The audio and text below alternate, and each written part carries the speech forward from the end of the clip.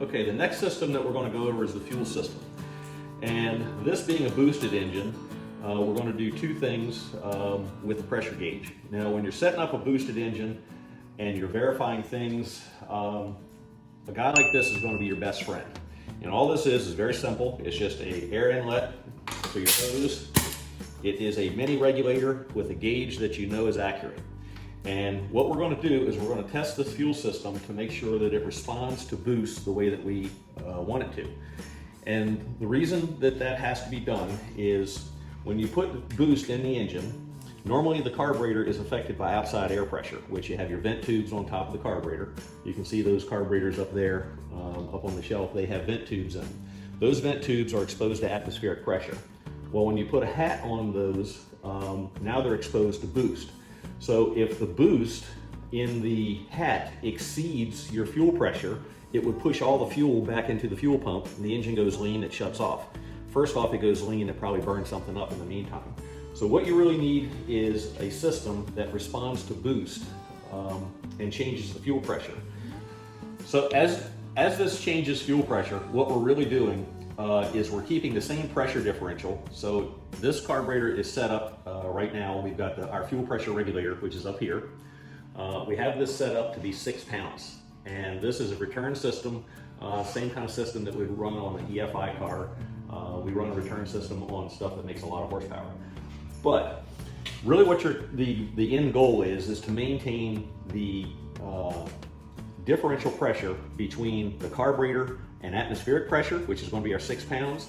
But we also need, as we add boost, we need to add a pound of fuel pressure for every pound of boost, so that it maintains the same pressure differential. That way the carburetor stays in calibration.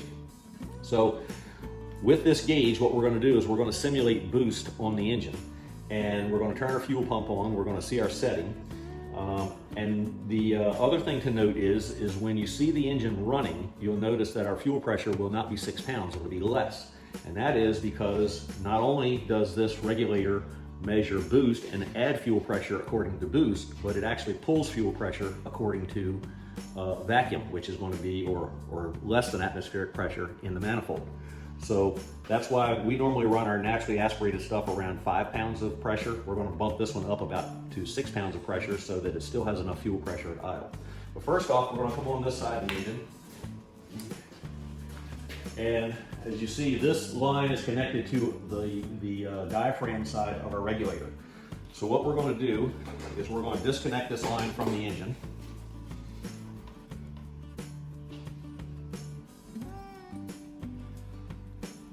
And this line's connected to the engine under the carburetor, so it's measuring what's going on inside the manifold.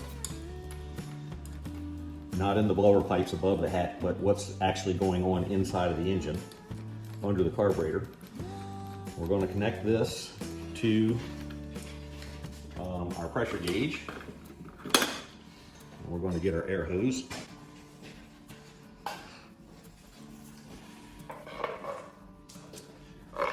Now what I'm going to do is I'm going to connect our air hose to our regulator. And right now we're going to take our regulator down to where we're basically having no pressure in it. So now what I'm going to do is I'm going to go turn the fuel pump on the engine.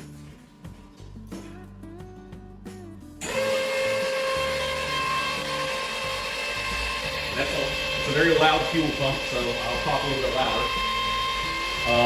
It's a gear style fuel pump. It's a positive displacement pump. So as you can see on the gauge or on our dyno gauges, right now we are right at 6 pounds of fuel pressure. So with 6 pounds of fuel pressure, that would be as the engine is set static.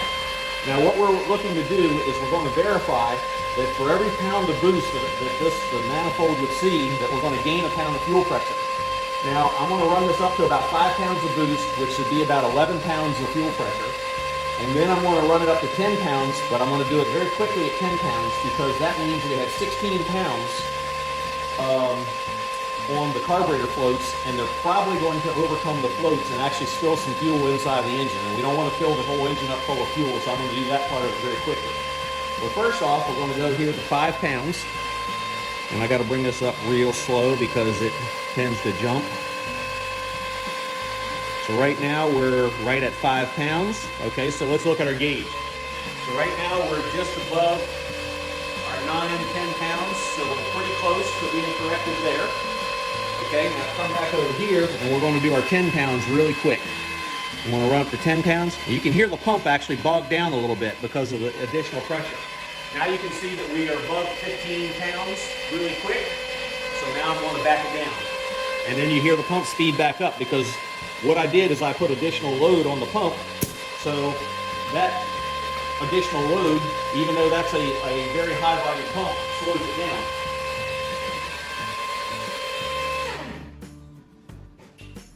Now one thing to keep in mind is you heard, and this goes especially for EFI cars, not so much for blow-through stuff, but for EFI cars, you heard the pump slow down going from 6 pounds to 16 pounds.